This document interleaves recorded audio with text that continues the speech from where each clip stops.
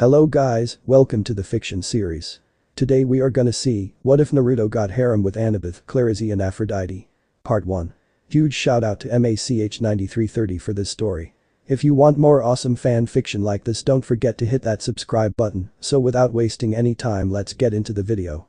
How long has it been since I ended up here? Asked Naruto, sitting in a blank white space that seemed to travel endlessly in every direction. A few millennia. Came a grave voice belonging to the Shinto god of death, the Shinigami. And have you and your brothers made a decision on my proposal? Naruto asked, looking over to the deity who had been his longtime friend ever since he was stuck in the afterlife. Yes, but are you sure you want to this, though? Once I send you and your mother into that universe, you won't be able to return to this one. Shinigami said, as Naruto wanted to be reborn and live again. Unfortunately, his dad was stuck in his stomach. He was also allowed to keep his chakra. I didn't live a good life in my last one. I need to do better in this one. Naruto said. He had been a great hero and leader, but a shitty parent. He needed to do better this time around. With his mother to actually raise him, he would be able to live a more fulfilling life. I'm ready. Naruto said, as Shinigami wrapped them in a white light and he vanished from the dimension where the Shinto gods resided. Percy Jackson Universe. 16 years later. Empire State Building. It was a particularly stormy night, with thunder booming through the air and lightning crackling, then all of a sudden, it stopped. As if by some magical force. At the docks, a body of water and a rumbling noise could be heard. Then a man wearing Greek armor surged up from the peaceful waters with an angry expression and stormed towards the shore. The man, Poseidon, rose up to full height of 25 feet and a fisherman watched him in shock. Poseidon stepped onto the concrete and transformed into a normal-looking human with ordinary clothes. Poseidon walked down the street and towards the Empire State Building. A few minutes later. He could be seen at the top. Poseidon walked towards another man who was looking out on the city. Zeus, Poseidon said in a deep voice. Poseidon walked up to face Zeus. Poseidon, Zeus said. It's been many years since we met, Poseidon said gravely. Poseidon, Hades and Zeus rarely ever meet with each other outside of the annual meetings on Olympus. But they were meeting like this now. Well, the last time was when they made the oath to have no more children. Zeus looked out at the city. What do you see? Zeus asked and his brother looked around. Thunderclouds, Poseidon replied. But no lightning, Zeus pointed out. Poseidon looked warily at him. The master bolt has been stolen. Zeus said, turning his whole body towards his brother. Zeus walked away and Poseidon's eyes followed him. What? Poseidon said before following his brother. You think I took it? Being king has blinded you, brother. You know as well as I that no god can steal another's symbol of power. Zeus stopped walking and so did Poseidon. But our children can. Zeus shot back. Poseidon looked at his sibling in shock. You dare accuse my son, he said in disbelief. I haven't seen him since he was a baby. He doesn't know who I am or even who he is because of the damn laws. Poseidon spat. If your son is the thief, Zeus paused, his paranoia on full display. I will send him to the depths of Tartarus. Poseidon grabbed Zeus and brings him close. If you touch him, Poseidon growled. I will dethrone you and cast you into the pit to join our father myself. Zeus pushes Poseidon away. They stare at each other. He must return the bolt to me by midnight on the summer solstice, Zeus snarled. He walked away from a glowering Poseidon. Or there will be war. Zeus finished and blasted the door open. A glowing light came from the door and Zeus glared at his brother once more before entering the door. Then all the pieces of the broken door fixed itself. High school. Next day. In the bottom of the pool was Naruto Uzumaki, with black hair and purple eyes, sitting and thinking to himself. His life here in this life had been much better so far. It was so much less stressful, not having to worry about ninja and being a Jinchuriki, seeing as Naruto was the only ones around in this world with chakra or shinobi training. This time around, with an actual education and his mother, Naruto had grown up much more fulfilled, especially since his mother taught him everything she knew as a shinobi. Of course, no life is perfect. His father, the Greek god Poseidon, was unable to be around due to ancient laws gods follow that prevent them from raising their children. Plus, he could not let his brothers know about Naruto, as there was this oath made after the Second World War that no more children would be born to the big three. Of course, Poseidon only broke it because Zeus had first. Plus, he was always under threat from monsters, but thanks to his shinobi training and his father's blood granting him powerful affinities for earth, water and wind, he easily fended off the threats. Naruto had a rare gift amongst demigods in that he had both superhuman strength and the elemental powers of his father, something that never really happens with children of the big three. Of course, Naruto did not inherit super strength at birth. It was more that he trained underwater for the last several years down in Challenger's Deep, so his body adapted to crushing depths, becoming far more durable and making him stronger. Naruto also trained in his demigod abilities. The ADHD was a real pain in the ass since it would prevent him from focusing, so Naruto meditated a lot to combat this. Naruto managed to get around his dyslexia problem by just reading a lot. The aura problem was something that was much more difficult to deal with. As a son of Poseidon and a legacy of another Olympian, he already would have had a powerful aura without being aware of his heritage, but since he was, and given how strong he was, he had the aura of an adult Hercules. But Naruto had learned from his mom that there was a way to suppress his aura through meditation, and so he had done that. He wasn't able to completely suppress his aura, but he was able to make his aura have the strength of a young demigod that was unaware of their heritage. Naruto, seeing it was time to rise up, removed himself from the pool to see Grover, his best and really only friend, who Naruto knew was also a satyr. And he's alive, haha. Grover said, and clapping could be heard. The guy swims over to his African American friend, who was still clapping. Naruto Uzumaki is a beast. The guy said. You're a beast, man. Give me some. They high-fived and Naruto hauled himself up. How long was that? Naruto questioned, looking at his friend. 15 minutes, his friend responded. 15 minutes? Naruto asked as his friend gave him a towel. That's crazy, man. That's ridiculous. His friend told him. How do you do it? I just like being in water, Naruto toweled off his hair. He, of course, couldn't tell his buddy that he regularly trained at the deepest point in the ocean. It's one place I can think. The school bell rang later as Naruto and Grover walked into the hallway. I wish I could spend all day in the water instead of this place. Naruto muttered to the guy. Right? The guy answered. They continued to walk down the hallway. It's like high school without the musical. There were guys fighting in the background. Every day it's the same thing, Grover said as they went to another class of being lectured about English. Next day. Museum. Naruto and his friend walking up the stairs. Be prepared. A deep voice said in the back of Naruto's mind, but there was no one there. Everything is about to change, Naruto. The voice said. Naruto stopped, looking around. Everything is about to change. The voice repeated. Poseidon in human size could be seen in the crowd. Dad? Naruto muttered, Poseidon smiling as he heard it. He was staring at Naruto, and the demigod caught a glimpse of him, but when the bus whizzed past, he vanished. Naruto frowned, heading inside. Inside, Mr. Brunner was giving a lecture to the class circled around statues. There are 12 Olympian gods. The teacher said. The big three are the brothers, Zeus, Poseidon, and Hades. They obtain power by overthrowing their father, the man pointed somewhere. Kronos. By chopping him into little pieces, just as Kronos had done to his own father. The three gods have been rivals ever since. Always arguing, always threatening war. The teacher stared at Naruto and his friend, who shrugged. The class moved over to another section of the museum. Several occasions they would come down to earth and how should I put this? The teacher asked. Hook up? Grover offered. The whole class laughed. They would hook up with mortals. The teacher finished. The children of these unions were half god, half human. The teacher looked around. Can anyone tell me what they were called? The man glanced at Naruto. Naruto, he said. Naruto looked at Mr. Brunner for a second before answering. Demigod. Naruto stated. Exactly, Mr. Brunner agreed. Many became great heroes. Mr. Brunner informed the class. Like Hercules, Mr. Brunner said. And Achilles. Can you name another? Mr. Brunner looked expectant. Naruto looked upwards at a statue. There was Greek on the top. It was a painting of Theseus defeating the Minotaur. Theseus, son of Poseidon. Another was Perseus, son of Zeus. Naruto answered. Mr. Brunner nodded. Correct. He stated and wheeled away saying, now over here we have a depiction of Hercules defeating the Nemean lion. The class gathered around the picture. Hercules killed the beast with his bare hands and took the skin as a trophy. Naruto, Mrs. Dodd said. Naruto slowly turned towards her. Yes, Mrs. Dodds? He asked. We need to talk. She told him. He raised his eyebrows, danger sense honed by years of being a shinobi and killing monsters going off in the back of his mind. Okay, he said, following her. Naruto looked back before following her with a suspicious look. They entered an empty room. So, did I do something wrong? Naruto asked, walking away from her. He turned around.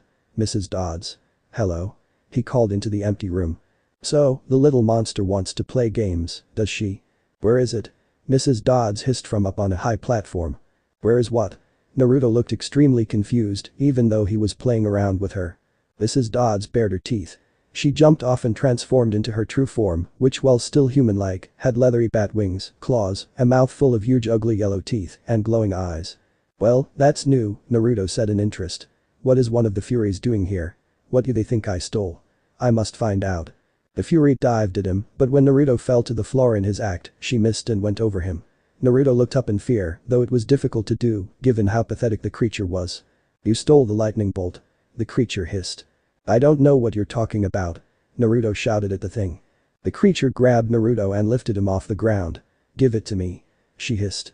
While holding Naruto in the air, the creature growled, "Give it to me now or I will bite your throat out." "Going to be hard to do with no spine," came Naruto's calm and dark voice behind her, and Electo had no time to react as Naruto landed a double dropkick on her back, breaking Electo's entire spine, causing her to crumble to the floor. "How?" Electo demanded, and that was when the Naruto she had been threatening dissolved into water. "Water clone jutsu. Very useful for fooling my enemies," Naruto explained, not she would understand. Knowledge of the Shinto dimension is above her pay grade. "Now, you mentioned the lightning bolt. I'm curious what it is you think I stole. The only interaction I've had with you monsters is when you all hunt me. Other than that, I've never met any of the gods, nor do I know where Olympus is." "Now then," Naruto said as he cracked his knuckles and pulled out a silver Gerber Mark II, which Electo noted was the enchanted silver that the hunters of Artemis use, "you are going to tell me everything. You can't torture me. I am a Fury. We are the masters of torment." Electo then cried out when Naruto started skinning her arm. "You've clearly never met my mother or Anko Mitarashi," Naruto said menacingly as he began his special session. A few minutes later, the door opened. Grover came rushing in along with Mr. Brunner, having realized that the Fury had led Naruto away from the group. So they were then surprised to see Naruto break Electo's neck, who dissolved into golden dust, going back to the underworld. The Centaur and Satyr only caught a glimpse of Electo, but she looked like she had been skinned alive. "Naruto? Hey man, are you okay?" Grover said as looked at his friend Charge, who was covered in blood. "I'm fine," Naruto said. "You're covered in blood, man," Grover said. "It's not my blood. Besides, shouldn't you be more concerned that Electo was able to find me?" Naruto asked. "The head of the Furies," Mr. Brunner said. "Concealed in our school. I should have known," Mr. Brunner muttered. Mr. Brunner looked serious. "What did she want from you?" he asked. "She wanted to know if I was the one who stole Zeus's lightning bolt," Naruto explained. Mr. Brunner looked uneasy. "They found him," Mr. Brunner whispered. Grover looked scared. Naruto looked at them. "He's no longer safe anymore," Mr. Brunner muttered. "Okay, where should we move him?" Grover asked. "We have no choice. The camp," Mr. Brunner answered. "What camp?" Naruto asked. They both shot Naruto a look. "They think he's the thief," Mr. Brunner informed Naruto's companion. "There is no place safe on heaven or earth for him now besides the camp," Mr. Brunner whispered. He looked at Naruto. "Naruto," Mr. Brunner said, getting his attention as he gave him a pen. "Take this, use it to defend yourself. It is a powerful weapon, use it only in extreme danger." Brunner knows more than he's letting on. Naruto thought as he clicked the pen, and it turned into exquisite and powerful bronze ifos. "What is this weapon called?" Naruto wondered. "Anaclosmos," Chiron said. "Riptide," Naruto translated for him, clicking the sword back to its normal form as a pen. "Head him to the camp," Mr. Brunner commanded Naruto's friend and then grabbed him by the shirt. "Don't stop for anything and don't let him out of your sight." Grover nodded, looking at Naruto. "Okay, Naruto, come on. Come on man, come on," he shouted, running with Naruto following. Once they got outside, Grover started talking again. "Look, just don't trust anyone, okay?" he advised Naruto. "Don't look at anybody, just keep walking." "Why did Mr. Brunner ask you to watch me?" Naruto questioned while he and his friend were pushing through the crowd. "Because I'm your protector," Grover said, and Naruto couldn't help but scoff. "My protector? Are you kidding?" Naruto asked. His best friend looked down at himself. "What, because I'm like this?" The guy lifted up a crutch. "I'm not capable of keeping you safe," his friend demanded. "I've been on my own for nearly 7 years since my mother was murdered right before my eyes, Grover, and I've had to kill at least 30 monsters since then. What makes you think I need protection?" Naruto demanded, and Grover stopped himself from retorting, lest he say something insulting. "Look, we can argue later, but first, we gotta get you to the camp," Grover told him. "Come on Naruto." "Fine, then we're taking a taxi," Naruto said as he waved down a taxi, who then stopped and Naruto opened the door. "And you can tell me all about this camp, Half-Blood." Grover sighed as he knew he would not be able to get out of this one. Later that night. Naruto had paid the human driving the taxi a large sum of money to drive them to Camp Half-Blood. Meanwhile, Grover had told Naruto everything about Camp Half-Blood. They were still talking when Grover saw something in the rear view. "Hey, watch out." The African-American boy shouted at the top of his lungs to the driver. The moo could be heard, and the cow hit the head of the car and bounced off. The car flipped over and they were all screaming. The car was now upside down on the street. Naruto groaned in pain. "Naruto," Grover tried to sit up. "Grover, you alright?" Naruto groaned in pain. Naruto absent-mindedly noticed the driver was dead. "Is it me, or is it raining cows?" Grover looked at Naruto. Naruto glanced out the window. His eyes widened when he saw a bullman figure in the distance. "Beep. It's the Minotaur. We need to go," Naruto said as he ripped off the seatbelt and punched the broken door clean off its hinges, allowing him and Grover to get out of the car. Grover grabbed the backpack. "Come on man, let's go. It's getting closer." Grover slipped on the backpack while jumping up and down. Naruto got out and stood. "You don't even need those crutches." Naruto handed Grover the crutches. "Those were just for show," Grover informed him. They then heard a howl of a dozen wolves and movement in the grasses where the Minotaur was. "Oh no," Grover said in fear. "What the beep is that howling?" Naruto said as they ran towards the camp. "It's Lycaon and his pack of werewolves. We need to run," Grover shouted as they ran. They climbed over a fence and continued running. Come on, run," Grover kept shouting. There was a crash and Grover looked back, still running. The bullman lifted the car over its head. The Minotaur roared and chucked the car at them. They dived and the car sailed over them, slamming into the ground. They scrambled up and kept running. "Come on, man," Grover yelled. They ran through the forest and torches could be seen. "We're here," Grover exclaimed. There was an arch with Greek words. As Naruto looked at it, the words jumbled until it spelled Camp Half-Blood. It was then that a werewolf came out of nowhere and bit Grover in the leg, causing him to cry out and fall to the ground. The werewolf pulled its jaws off Grover's leg and went for his throat. That was when it was stabbed in the head by Naruto with his silver Gerber Mark II. "Grover," Naruto said as he helped Grover to his feet. He looked back to see the Minotaur, Lycaon and his wolves closing in. He looked to the gate and he wouldn't make it carrying Grover. And, he wanted revenge for the bastards hurting his friend. "Shadow clone jutsu," Naruto said as he used one of his signature techniques and created a clone who took Grover from him. "Get him inside and get him help." The clone nodded and dragged Grover to the barrier as he turned to the Minotaur. "Make it to him first." The Minotaur didn't waste any time and lowered its horns and charged at Naruto. Naruto was prepared for it though and grasped its horns, beginning a contest of strength. The Minotaur pushed with all its might, trying to impale Naruto with its horns, while Naruto held the horns and his feet dug themselves into the ground. Seeing that the Minotaur was stronger and pushing him back, Naruto switched tactics, jumping over the Minotaur's head before letting go off his horns and kicking off his back. Naruto pulled out a kunai with a papper bomb on it and threw it at the Minotaur, the bomb exploding as it hit the monster. Naruto landed on a tree branch as the Minotaur emerged from the explosion, bleeding and burnt in several areas but otherwise fine. Naruto pulled out Riptide and clicked it, the pen transforming into the sword, before jumping down on the roaring monster and slicing down, cutting off one of the bullman's horns and leaving a deep bleed cut on his abdomen. The Minotaur tried to punch Naruto, but Naruto ducked and weaved under the attack before channeling wind chakra into Riptide for his flying swallow jutsu and sliced open the monster's gut, causing his innards to spill out before Naruto finished him off by cutting off the head of the Minotaur in one clean stroke. As the head hit the ground, the Minotaur's body turned to golden dust. "DCH, that useless bull. Can't do anything right," came a voice as a man with red eyes and wearing nothing but furs and a bronze crown on his head stepped out of the shadows while Naruto was surrounded on all sides by the werewolves. "A demigod traveling with a satyr. Just as we were told," the man said. "So, someone, I'm guessing either Zeus or Hades, sent you after me. Maybe they shouldn't have started with a B team." Naruto insulted and Lycaon growled at the insult. "Insolent little shit." The wolves snarled along with the man. "Do you know who you speak to?" "I am Lycaon." "Yeah, I know who you are," Naruto said as his eyes narrowed. "You're that dumbass that tried to feed Zeus human flesh and kill him in his sleep." "You know my story then?" Lycaon asked, snarling. "Zeus killed my sons and turned me into what I am today." "Says the one who fed Zeus his own son," Naruto retorted as he pulled out one of his enchanted silver Gerber Mark IIs. "You have only yourself to blame for what happened to you." Lycaon's eyes narrowed even further. "What did you say?" "I said it's your own damn fault for being an arrogant dumbass," Naruto said. He tightened his grip on his knife and prepared to use another jutsu. Lycaon snarled and gnashed his teeth before turning to his pack. "Kill him." "Ain't gonna happen." Naruto shouted as he jumped into the air, avoiding being dog-piled and threw the knife, before quickly going through a series of hand seals at lightning speed, shouting, "Kunai Shadow Clone Jutsu."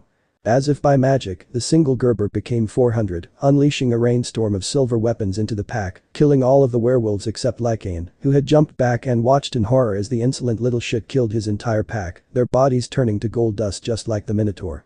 "You beeping brat." Lycaon shouted as he shifted into some kind of furry, muscular hybrid form, but his face, the crown on his head, and the red eyes remained unchanged. "I'll kill you." "Come on, then," Naruto said as he pulled his silver Gerber out of the ground. "Die." The monster shouted. Naruto braced himself as the hybrid Lycaon leapt at him. He fell to his back, using his feet to dig into Lycaon's stomach and flipping the lycanthrope over him into a tree. Lycaon quickly got to his feet. He glared at Naruto, his red eyes gleaming with bloodlust. "I'll enjoy feasting on your flesh," Lycaon said. Naruto crossed his fingers in front of his face. "Shadow Clone Jutsu." 10 clones appeared at his side, and Lycaon grinned savagely. "They're not illusions, more meat for the grind. I will feast on your flesh for a week." "That won't be happening," Naruto said, one of the duplicates running forward and stabbing Lycaon in the back with his copy of Naruto's knife. Lycaon snarled at the offending clone and backhanded it into a tree, where it landed face first and dispelled. More clouds of smoke followed as Lycaon ripped through them like tissue paper, the smoke filling the area. "Solid copies," Lycaon said as he realized what Naruto had done and how he had murdered his whole pack. He had a deep snarl on his face. "You must be killed, you're too powerful." "Not the first time I've heard that," Naruto said as his voice filled the area. Lycaon turned around to see Naruto delivering a flying kick to his face, sending Lycaon crashing through a tree. Naruto kept up his attack, running forward with his hand back and a sphere of energy forming. He leapt into the air and prepared to drive his Rasengan into the Wolf King's chest, only for the lycanthrope to roll out of the way. The ground exploded and when the dust cleared there was a massive crater, Naruto's hand hovering over it. That was impressive. Lycaon had a gleam in his eye. He lifted a clawed hand up to slice through Naruto when another kick connected with his face, sending him flying through another 50 feet. Lycaon looked up to see the Naruto he had been fighting vanish into thin air, and the air rippled to reveal the real Naruto, except he was different. His eyes had changed color and had green pigmentation around his eyes that extended to his ears and had a marking on his forehead with a dot in the center. This was Sage Mode. Even though he no longer had a contract with the Toads, Naruto could still use Sage Mode, he just had to go about it a different way, like his mother had. In this life, his mom was a daughter of Demeter, which oddly enough, allowed her to awaken her latent Kekkei Genkai she inherited from her grandfather Hashirama, as she was his granddaughter in their old life. Anyway, she rediscovered how to use Sage Mode while mastering Wood Style, and taught it to Naruto before she was killed on that cruise back from Greece. While Lycaon tried to ask but was unprepared as Naruto appeared in front of him and punched him in the jaw, breaking off some of Lycaon's teeth. Lycaon growled and swiped at Naruto only for Naruto to duck and weave around him as Naruto his fist into Lycaon's gut, rupturing his intestines to the point Lycaon coughed up blood. Naruto punched towards his head and Lycaon's managed to maneuver out of the way.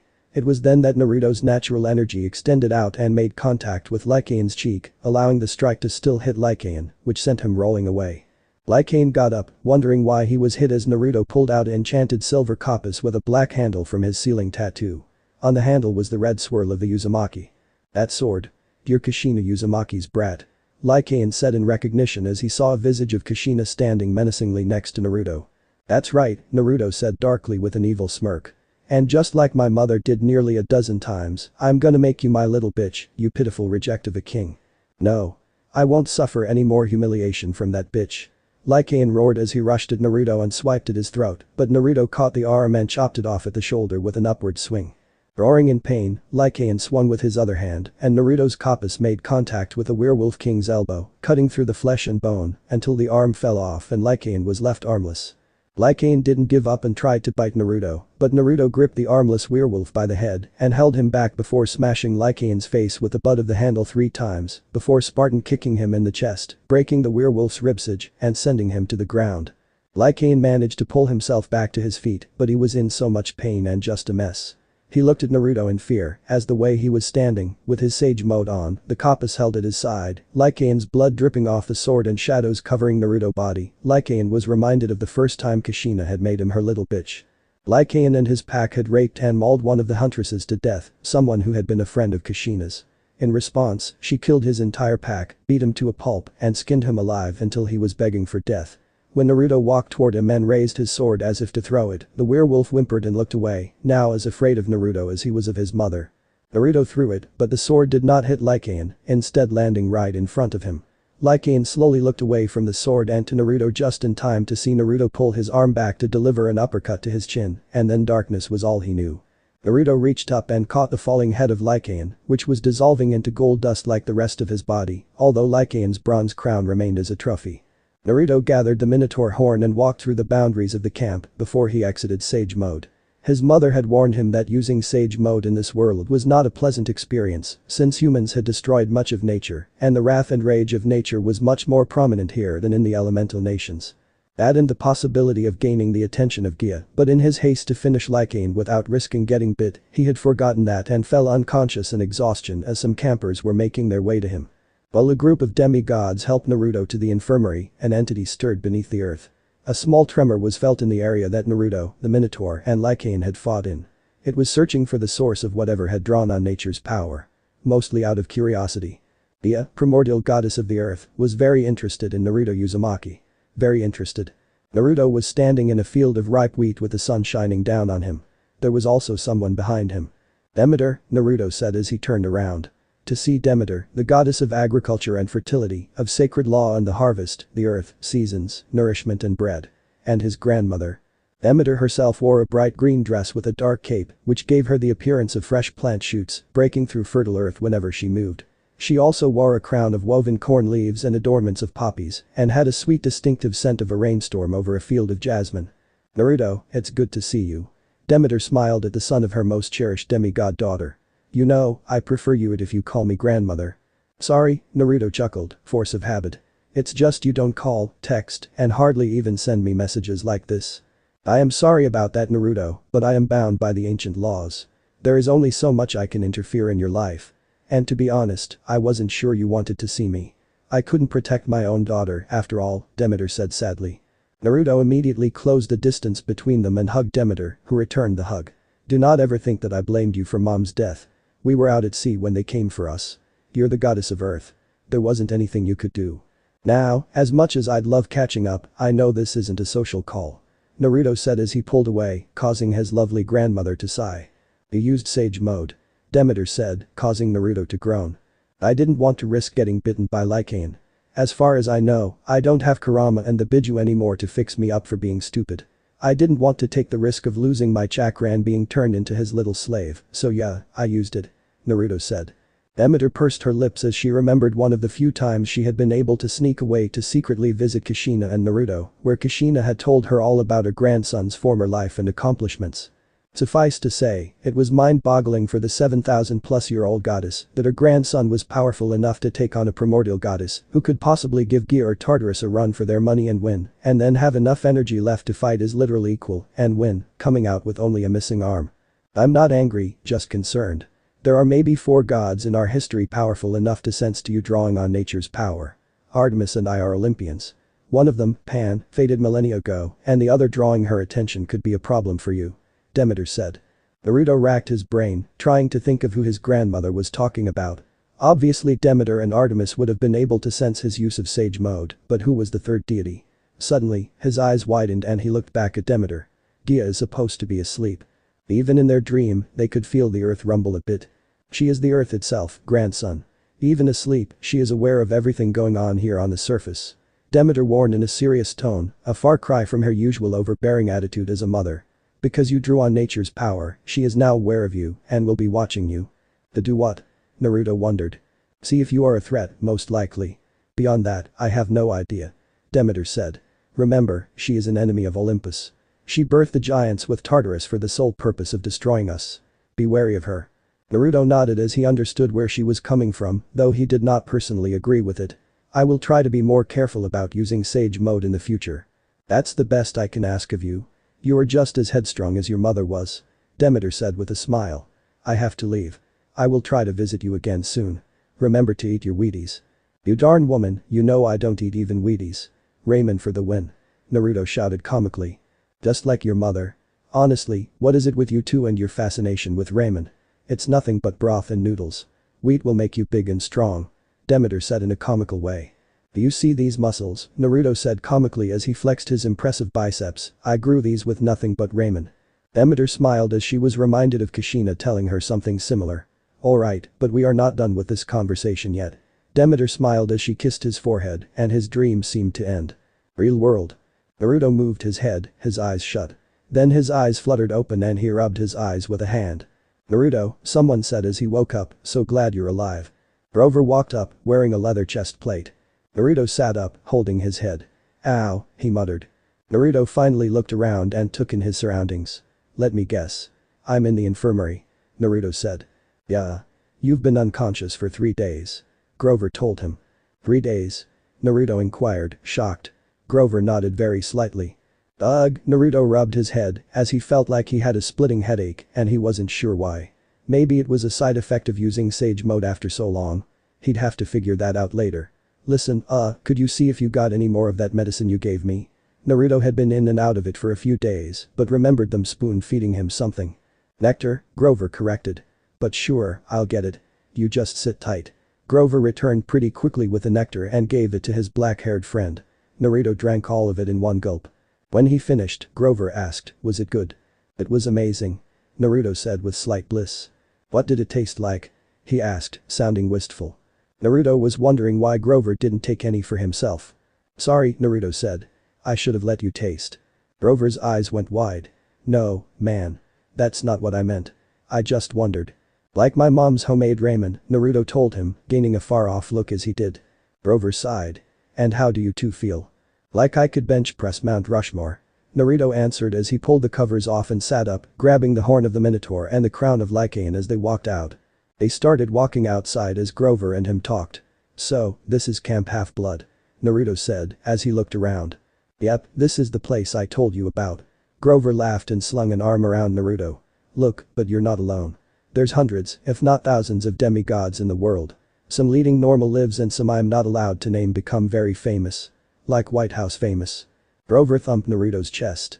"See man, this place right here, it's where you learn how to harness your powers. Everyone is training to become leaders, warriors, and heroes." Grover and Naruto headed over to a small area of grass where there were a lot of demigods sparring. "This is where a lot of demigods do their training," Grover informed him. It was then that Naruto noticed a beautiful 17-year-old girl fighting 3 demigods at once. Naruto watched her intently as she sparred and held off the 3 demigods. She kicked one guy and blocked the strike that came at her from behind. She swiped at one of the demigods and he fell. Then she turned on the other guy and had her sword under his chin. "What's her name?" Naruto asked Grover as he kept his eye on her. Grover laughed. "She will squash you like a bug." Naruto just looked annoyed. "Considering I made Lycaon my little bitch, that's unlikely." "Her name?" "Annabeth, daughter of Athena, goddess of wisdom," Grover answered. "And battle, strategy, arts and crafts, if I remember correctly," Naruto thought as he eyed her. Annabeth met his stare and flipped her hair. Now that he thought about it, he kinda remembered she was helping take care of him while he was in the infirmary. "Beep it," Naruto muttered as he decided to go introduce himself. "Hey, what are you doing?" Grover asked. "I'm gonna go introduce myself," Naruto said as he walked over to her, while his friend muttered something before hurrying after him. He didn't want his new friend to get beat up by his oldest friend, excluding Luke and Thalia. "Annabeth, right?" Naruto asked for confirmation when he reached her. "Yeah, that is my name," Annabeth said to him. Naruto Uzumaki. "I wanted also thank you for taking care of me while I was in the infirmary," Naruto said, holding out his hand to shake, gaining a look of recognition for Annabeth. "You remember that?" she asked in surprise as she shook his hand, as she figured since he had been mostly asleep, the guy wouldn't have remembered. "Some of it. I've been kind of in and out of it the last 3 days," Naruto admitted as he then pulled a training sword from the rack. "Care for a spar?" "Always, but are you sure? You just got out of the infirmary. I'd feel bad about putting you back in so soon," Annabeth said. "What's wrong?" "Scared of getting beat by the new guy," Naruto teased and Annabeth smirked back at him. "Hey Grover.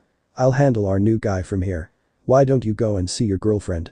Juniper's really missed you," Annabeth said. Grover looked like he was stuck between a rock and a hard place, but eventually left. Annabeth swung at Naruto's head, but he managed to block the attack, though he was surprised how fast the attack came at him. She swung at his chest, and he blocked it again before she swiped at his right side, and Naruto parried it, causing her to stumble away for a bit. "So, what's this about Grover having a girlfriend?" Naruto asked. Naruto relieved his wrist tension by spinning his sword and readied his weapon just as Annabeth returned to her stance and sliced at Naruto's knees, which was parried away. Grover has a longtime girlfriend named Juniper. They've been together for a few years now. Annabeth said. Annabeth stabbed at Naruto, which was parried, and then attempted an overhead strike, which made Naruto spin pivot on his feet and parry away. Really, he always kinda seemed more like a ladies' man to me. Naruto said. As Naruto blocked her next strike, he delivered a palm thrust to her stomach that sent her to the ground. Don't let her hear you say that. She probably wouldn't like that too much. Annabeth said as she hopped back to her feet. Naruto swung at Annabeth's neck but missed. They both swung at each other and their swords clashed. Just then, Annabeth kicked out his knee, causing him to tumble to the ground. She placed the tip of her training sword on his chest. Okay, clearly I held back way too much with her, Naruto thought in mild embarrassment. Field? Annabeth asked, and Naruto nodded as though he did lose only because he held back too much. He still lost and would accept this defeat with humility. She pulled the sword away and helped him up. That was pretty good. You had some training before you came here? She asked. Yeah. Right now, I'm much better with a knife and hand-to-hand, but I did get some sword training. From my mom. She was in the know, if you will, Naruto said, getting that far away look he always gets whenever he talks about his mom.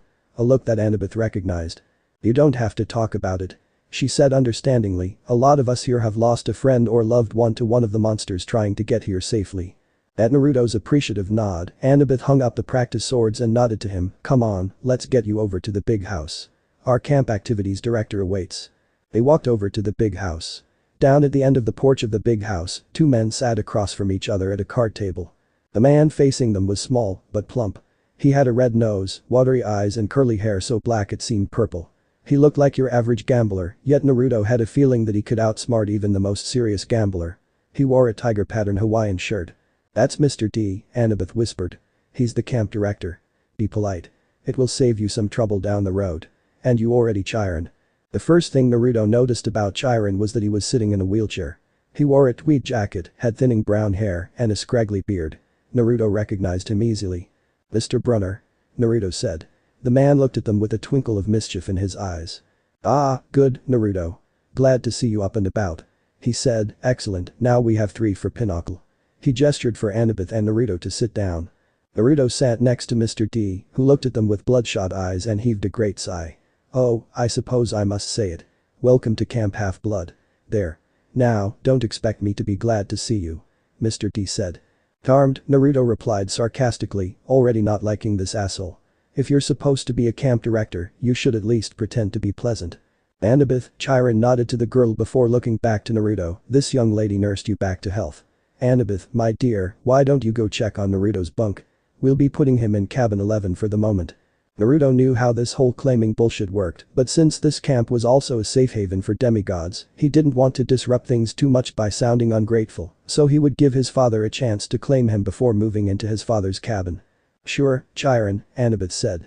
The daughter of Athena and son of Poseidon stared at each other as she prepared to leave, and she decided to tease Naruto. You drool a little in your sleep. Naruto balked at that and comically fell out of his chair. He didn't expect that to come out of her mouth. Annabeth chuckled and said, see you soon, Naruto. Before she left to go get his spot prepped. So, Naruto said as he readjusted himself in the chair. Your real name is Chiron, which makes you the trainer of heroes from Greek mythology. The man gave Naruto a smile. That is true. Naruto then looked at the director as he gathered his cards to play. So, enlighten me, what's the Olympian god of wine and madness doing overseeing a camp of demigods? Mr. D gained a look of recognition as Chiron also looked at Naruto. How could you tell? You have the aura of a god, strong enough to be an Olympian. There's only one male Olympian whose name starts with D, and you just filled your glass with wine. Chateau Mouton Rothschild Pollack, if I'm not mistaken. Naruto explained without looking. Mr. D looked at the wine goblet to see that he had indeed filled it with one of France's most popular wines, and feigned surprise. Hear me? He looked at the sky and yelled, old habits. Sorry. Thunder rumbled through the sky again. Mr. D waved his hand again, and the wineglass changed into a fresh can of Diet Coke. He sighed unhappily, popped the top of the soda, and went back to his card game. Chiron winked at them. Mr. D offended his father a while back, took a fancy to a wood nymph who'd been declared off limits. The wood nymph, huh, Naruto repeated, as they played. Yes, Mr. D confessed. Father loves to punish me. The first time, prohibition. Ghastly. Absolutely horrid 10 years.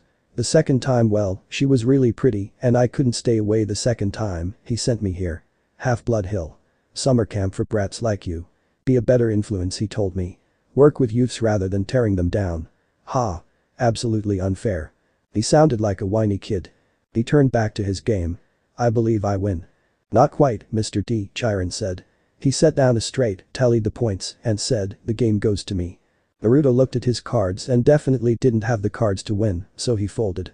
Mr. D narrowed his eyes at Chiron like he was going to incinerate Chiron, but instead he just sighed through his nose, as if he were used to losing to him. He got up and Grover stood at attention. I'm tired, Mr. D announced. I believe I'll take a nap before the sing-along tonight. But first, I need to go see about Grover's judgment. Mr. D turned to Naruto. Cabin 11, Naruto Uzumaki. And mind your manners. Dionysus then swept into the farmhouse, leaving Naruto and Chiron to themselves. Well, isn't he a bowl of sunshine, Naruto muttered sarcastically once he left. Chiron nodded, though he looked a bit troubled. Old Dionysus isn't really mad. He just hates his job. He's been grounded, I guess you could say, and can't stand waiting another century before he's allowed back on Olympus. Then Chiron gave a long explanation on how the West was actually Western civilization and how it was a force that moved from place to place, where it eventually moved to America. But for now, Chiron mused. We should get you a bunk in cabin 11. There will be new friends to meet. And plenty of time for lessons and training tomorrow. Besides, there will be s'mores at the campfire tomorrow tonight and I absolutely adore chocolate. And then he did rise from his wheelchair. But there was something odd about how he did it. His blanket over his legs seemed to stay in place, but his body from the waist kept rising. First, a leg came out, long and knobby-kneed, with a huge polished hoof. This was followed by another, then the hindquarters. Eventually, a white-bottomed centaur appeared out of the wheelchair, which was now a metal shell with fake human legs attached. Well, at least that answers the question on his horse, half Naruto told himself mentally. What a relief, the centaur said. I'd been cooped up in there so long, my fetlocks had fallen asleep. Now, come, Naruto Uzumaki. Let's meet the other campers. Later. They passed the volleyball pit. Several of the campers nudged each other. One pointed to the minotaur horn and Lycaon's crown that Naruto was carrying. Another said, that's him. Quite a few of the campers were older than him. Their sadder friends were bigger than Grover, all of them wearing orange Camp Half-Blood t-shirts, nothing else covering their bare furry bottom halves. They all stared at Naruto, like they were expected to him to do something. When they got a better view of the farmhouse as they walked by. 4 stories tall, sky blue with white trim, like an upscale seaside resort. There was a brass eagle weather vane on top when something caught their eye, a shadow in the top window of the attic. Something had moved the curtain quickly.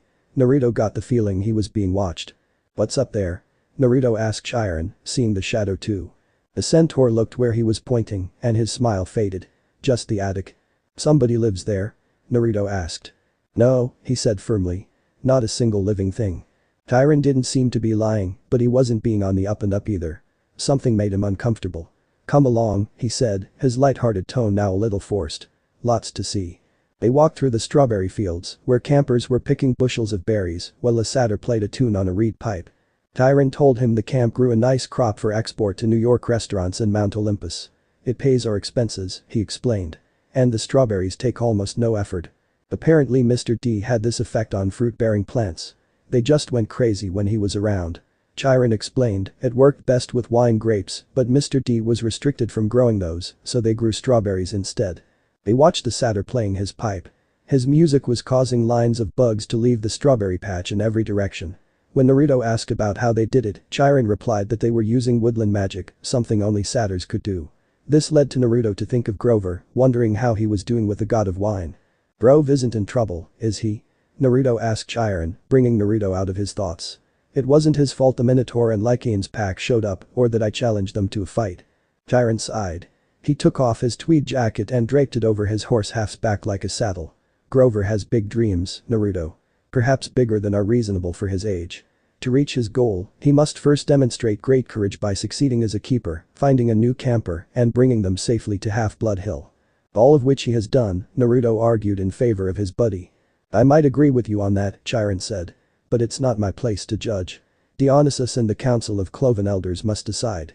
I'm afraid they might not see this assignment as a success. After all, Grover was nearly killed himself and had to be helped by you.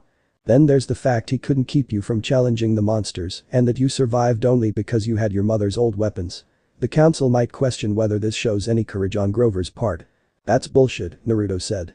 I mean, whether he was incapacitated or not, he still brought me here. My own faults aside, he still did his job. I agree with you, Naruto, Chiron said. But still, Grover's fate isn't mine to decide. Naruto's brows knitted together in thought. His first assignment died, right? He asked him, coming to that conclusion. Chiron's long face was the only answer given. Olympus knows, I advised him to wait longer before trying again. He's still so small for his age. How old is he? Naruto wondered.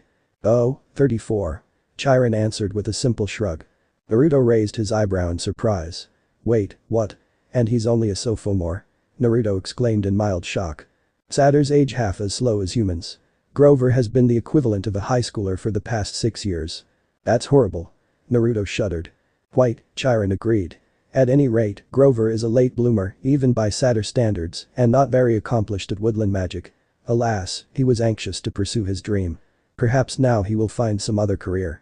Chiron looked away quickly. Let's move along, shall we? He diverted, showing that it was likely true. As they got closer, Naruto realized how large the forest. It took up at least a quarter of the valley, with trees from rainforests, in Naruto's opinion. The woods are stocked if you care to try your luck, but go armed, Chiron said. Stocked with what? Naruto asked before he got it. Monsters and weapons. Capture the flag is Friday night. Typically most campers use the swords and shields here at camp. Do you have your own shield? No, a round shield doesn't work for my style of fighting. The best defense is an overpowering offense.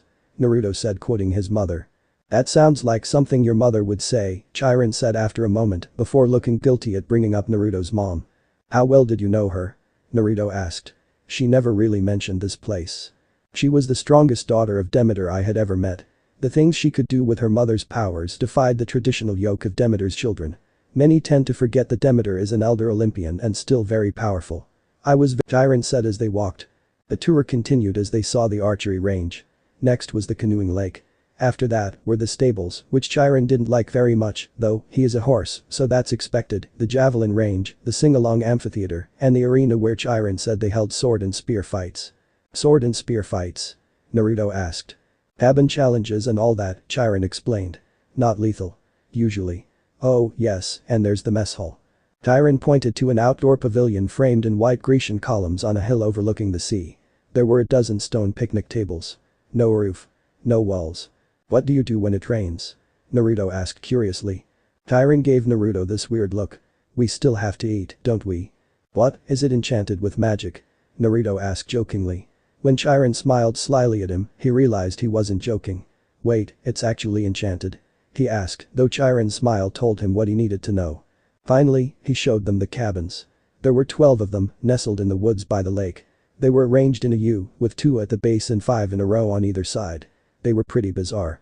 Each had a large brass number above the door, odds on the left, evens on the right, looking nothing alike whatsoever.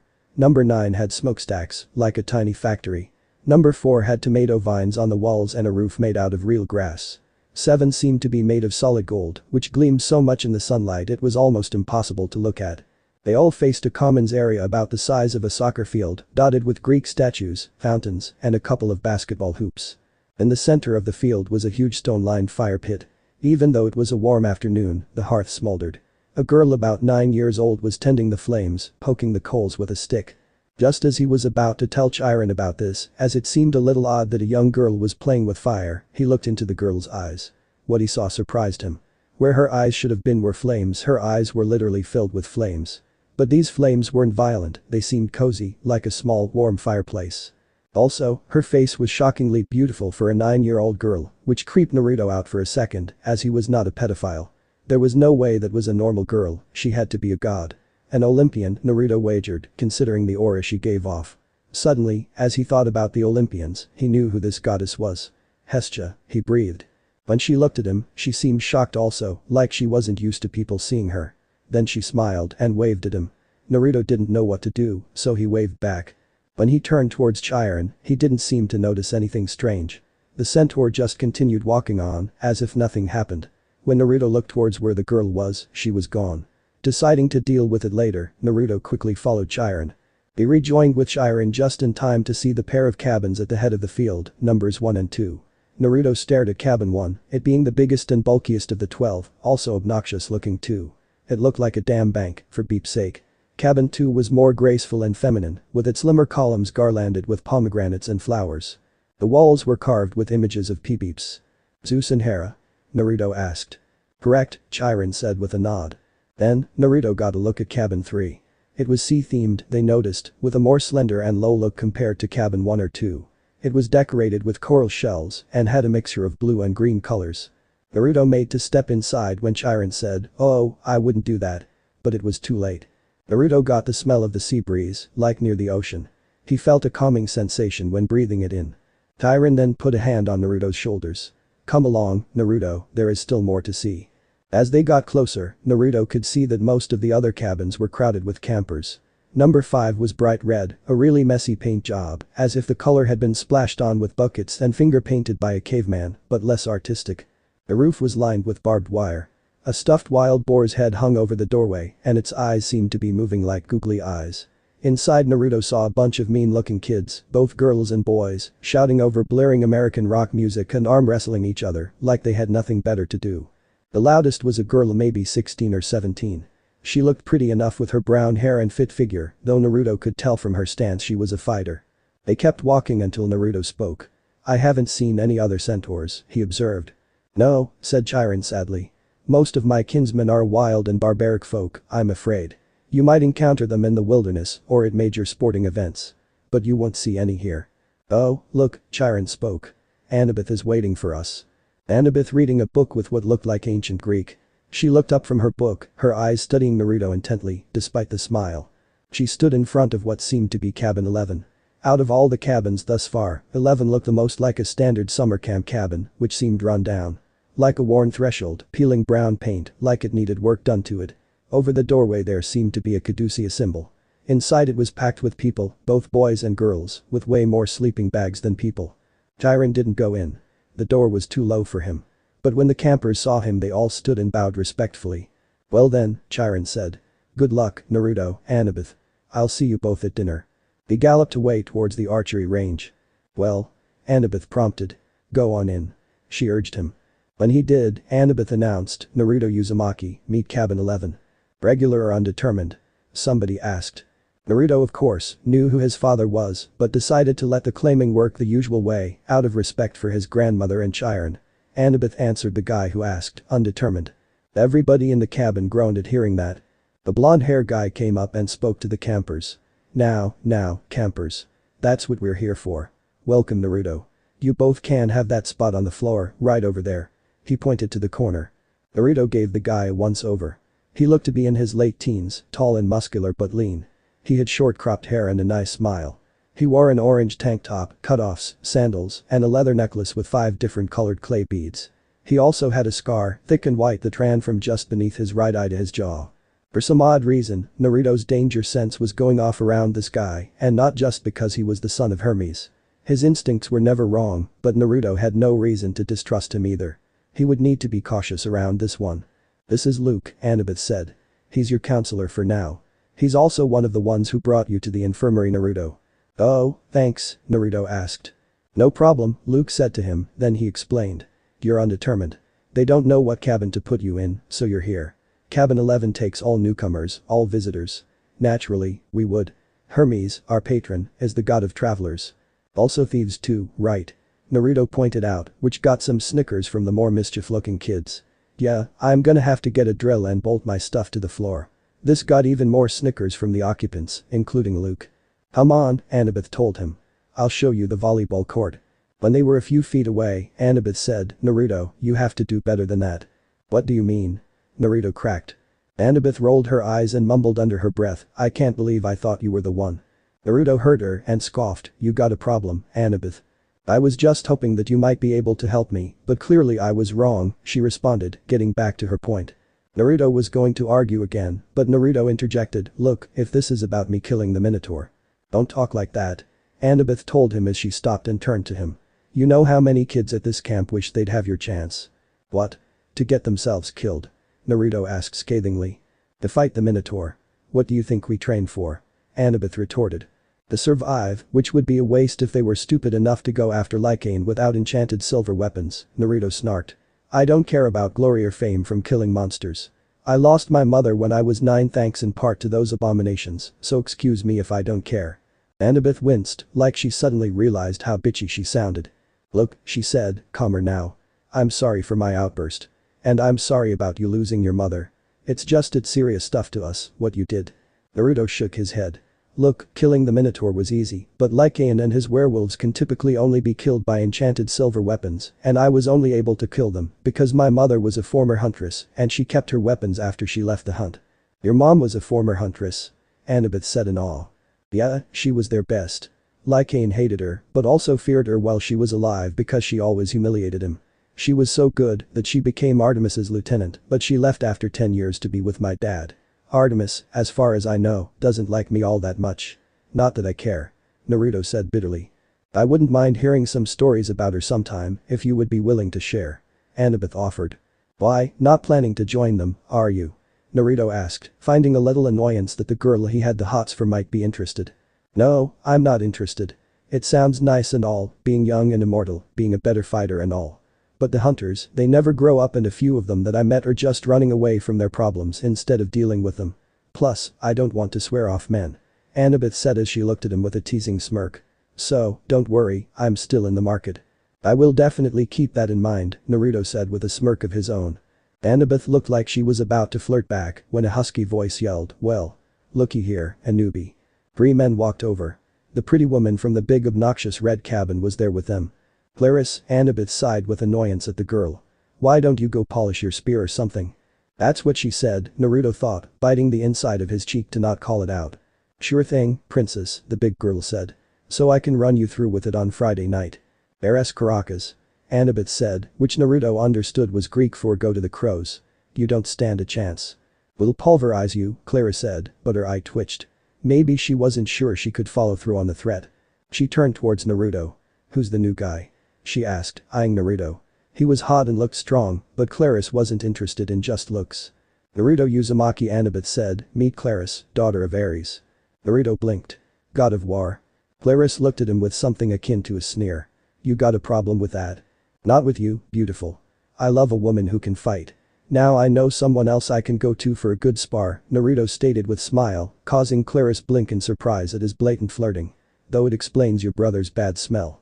One of her brothers, Sherman Yang, growled. We got an initiation ceremony for newbies, punk. Naruto's turned to him, and his expression became something odd. Try it. Naruto said coldly, you won't like the results. Annabeth and Clarrisee saw the look in his eye and would later describe it like a hungry wolf or a proud lion looking down on the insect that would challenge him. As if he had an air about him that said, I'm the king, bitches. Sherman made a grab for Naruto's shoulder, but Naruto wouldn't have that. Slapping Sherman's hand away, Naruto kneed him in the chest, knocking him off balance. The son of Ares almost tumbled over when Naruto grasped his arm and pulled him back into Naruto's waiting lariat, knocking the war god's son to the ground. The other 2 sons of the war god surrounded Naruto on either side and charged, while Clarrisee hung back. The one behind him threw a punch at his head while the other kicked at him. Naruto raised his arm behind him and his shin, blocking both attacks. Frustrated, the 2 sons of Ares attacked him several times, Naruto blocking all the attacks thrown at him without actually move from his position. Naruto then Spartan kicked the one in front of him to the ground and the one behind overreached on his haymaker. Naruto kicked his leg out, bringing the demigod to his knees before knocking him out with a punch to his jaw. Naruto turned behind him and allowed the last conscious son of Ares to land a blow on his cheek. Naruto merely turned his head to the side, smirking as the son of Ares was stunned at how unaffected Naruto was. So that's it, huh? That's all you got? The son of Ares shouted in fury and tried to attack Naruto again, but Naruto punched him in the gut, knocking the wind out of the son of Ares before kicking him to the ground. As he tried to rise, Naruto punched him in the jaw while throwing all of his weight behind it, bringing Naruto to one knee as his punch knocked out the son of Ares. Naruto rose to his feet and looked at Clarrisee. Care to try your luck? Well, I would appreciate the effort, the result will be the same. Clarrisee looked like she might say something, but instead, just let him be. See you around, Uzumaki. She said with a smirk, already starting to like this confident hot guy, and then walked away. Naruto looked at Annabeth and wondered what she was thinking about. What? He asked. I'm thinking, Annabeth said. That I definitely want you to join my team and capture the flag on Friday. Oh, joy, Naruto muttered. Later on, after Annabeth left, Naruto walked around deep in thought, his mind wandering so much that he arrived at the stables, he didn't notice until he bumped into someone. He reached out to grab the person falling, noticing that the figure felt feminine. His eyes met dark blue eyes that had a glow to them. Naruto's eyes then took in the rest of the girl's features. She seemed roughly 17. She had silky black hair that he'd only seen in top-notch salons. Her hair stopped at her lower back. She had pink eyeliner and a bit of pink lipstick on her lips, which made her even more prettier. She also wore an orange Camp Half-Blood t-shirt and blue jeans. She seemed to be the most gorgeous girl Naruto ever met. Annabeth and Clarrisee were hot, but this girl was something else. The girl backed up, rubbing her arm in embarrassment. "Sorry. I wasn't paying attention." "No, it was my fault. I also wasn't paying attention." Naruto apologized. The girl giggled. She stuck out her hand in greeting. "Hi, I'm Selena Biergard, nice to meet you." Naruto smiled, pleased she wasn't angry. "Naruto Uzumaki, nice to meet you as well." He shook her hand in greeting. The two kept shaking hands, liking the warmth of each other's hands. Then they flushed at that and took their hands back quickly. Naruto didn't know how she was having this effect on him. "So," Naruto started, "who's your parent?" Given the awkward air between them, he didn't know how else to start. "Aphrodite, goddess of love," Selena shrugged, as if it were no big deal. Naruto was surprised. She belonged to the Barbie house that was cabin 10. But she acted so down to earth. This made Naruto instantly like her for that. Selena's blue eyes widened as she snapped her fingers. "I remember now. You're the guy who killed the Minotaur and Lycaon's pack and appeared here 3 nights ago." Naruto nodded, smiling. "Yep, that's me. Hey, after I have a chance to get settled in some, you wanna hang out?" He asked in a hopeful tone. He liked this girl and figured he could do with some friends. She smiled brightly, seeming to actually like the idea. "Sure. I'd love to hang out with you." Then she waved at him. "I'll see you later," she said, walking off into the direction of the cabins. Naruto smiled. He was starting to like it here. Just a little bit. After the little incident concerning the Ares cabin, people started whispering to each other about Naruto. Of course, Naruto ignored it. Them and Annabeth passed a rock wall that had lava spewing out of it. Naruto definitely wanted to do some training on that when he got a chance. Then there was the arts and crafts room, where satyrs were sandblasting a giant marble statue of a goatman, which Naruto guessed might be Pan, god of the wild, satyrs, and folk music. And the metal shop, where kids were forging their own swords. Later on, they passed the canoeing lake they saw earlier. Annabeth stopped and said flatly, "I've got training to do. Dinner's always at 7:30. Just follow your cabin to the mess hall. You'll need to talk to the oracle at some point." Naruto med, not really interested in knowing more at the moment because he didn't what the oracle was. 2 teenage girls were sitting cross-legged at the base of the pier, 20 feet below. They wore blue jeans and shimmering green t-shirts. Their brown hair floated loose around their shoulders as minnows darted in and out. They waved like they knew him. Naruto just waved back in a friendly manner. "Don't encourage them," Annabeth warned. "Naiads are terrible flirts. A certain blue dwarf I know wouldn't mind." His germaphobe brother, on the other hand Naruto, trailed off in thought of one of his blacksmith teachers. "They aren't so bad," Naruto said to her as he looked at her. "The couple that live in Central Park were quite nice to me. Of course, I was 11 when I first met them and maybe things have changed since then, but the point is, a little flirting isn't so bad. Don't you think?" Annabeth did privately agree with him, especially since they were developing something between them. "Anyway," Annabeth said. "The point is, the borders are sealed to keep normal mortals and monsters out. From the outside, mortals look into the valley and see nothing unusual, just a strawberry farm." "So, I take it you're a year-rounder?" Naruto asked. Annabeth nodded. She pulled a leather necklace with 9 clay beads of different colors. It was just like Luke's, except Annabeth's also had a big gold ring strung on it, like a college ring. "I've been here since I was 7, she said. "Every August, on the last day of summer session, you get a bead for surviving another year. I've been here longer than most counselors, and they're all in college." Naruto nodded and looked at the entrance to the camp. "So I could just walk out of here right now if I wanted to?" "It would be suicide, but you could, with Mr. T's or Chiron's permission. But they wouldn't give permission until the end of the summer session unless..." "Unless?" he asked. "You were granted a quest. But that hardly ever happens." The last time her voice trailed off. It didn't take a genius to realize that last time hadn't gone well. "So," Naruto said, switching the subject yet again, "what's happening during the summer solstice?" Annabeth's shoulders tensed. "So, you do know something?" "Well, that depends." Naruto said as they moved into the forest so no one could eavesdrop, suddenly looked around to make sure no one was around, before speaking to her in a lower voice. "Has anyone told you what's happening?" She clenched her fists as she leaned against a tree. I wish I knew. Chiron and the satyrs, they seem to know something, but they won't tell anyone. Something is wrong in Olympus, something pretty major. Last time I was there, everything seemed so normal. You've been to Olympus? Naruto asked, surprised. Some of us year-rounders, Luke and Clarrisee and I and a few others, we took a field trip during the winter solstice 3 weeks ago. That's when the gods have their big annual council. How did you get there? Naruto wondered. The Long Island Railroad, of course. You get off at Penn Station. Empire State Building, special elevator to the 600th floor. She looked at him like he already knew about it. You are a New Yorker, right? Sure, Naruto said sarcastically, teasing her a bit. Because I've totally seen a magical palace for the gods floating above me 1,000 feet up every day on my morning run. She blushed, just remembering that he was still new to some of this. Sorry. Right after we visited, the weather got weird, as if the gods had started fighting. A couple of times since, I've overheard satyrs talking. The best I can figure out is that something important was stolen. And if it isn't returned by the summer solstice, there's going to be trouble. When you came along, I was hoping Athena can get along with just about anybody, except for Ares. And there's the rivalry she has with Poseidon. But, aside from that, I thought we could work together. I thought you might know something. We can, Naruto said as he moved closer to her, getting in her personal space, and whispered to her in her ear, the Master Bolt has apparently been stolen. Annabeth asked, shocked that he was telling her that, how do you? One of the Furies came after me and accused me of stealing it.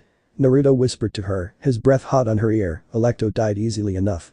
But someone stole Zeus's little nuclear glow stick and is likely framing me. My thoughts are on either Hades or someone with a grudge against Zeus and Poseidon.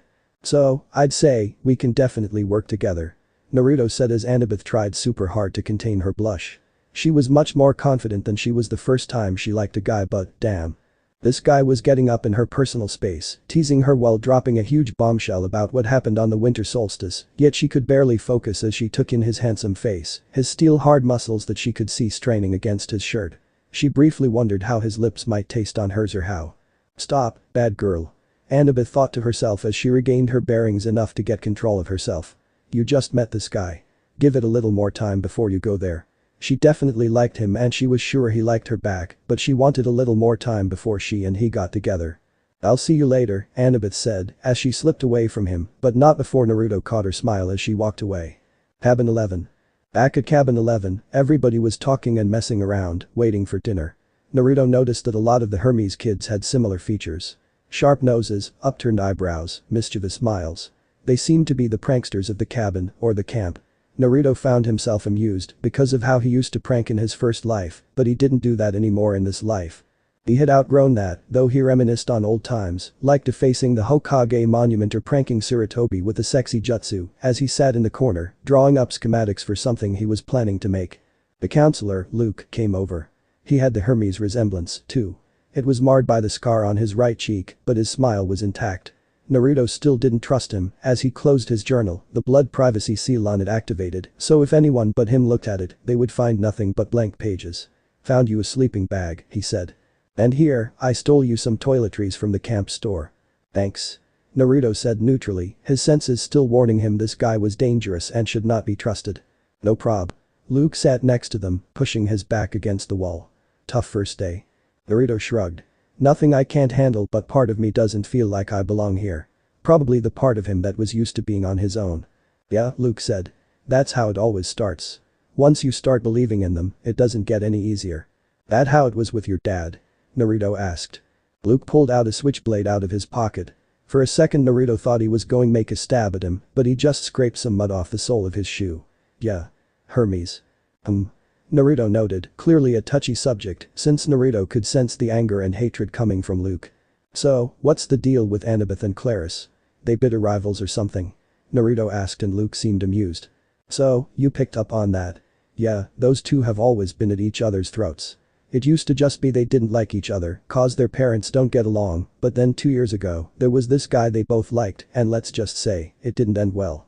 Luke said. What? He didn't die or anything, surely? Naruto asked.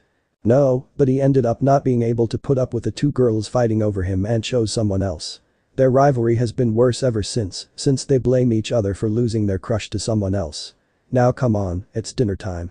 As soon as he said that, a horn blew in the distance. Luke yelled, 11, fall in. The whole cabin, about 20 or so of kids, filed into the commons yard. They lined up in order of seniority, so of course Naruto was last. Campers from other cabins came too, except the 3 empty cabins at the end and cabin 8, which now glowed silver as the sun went down.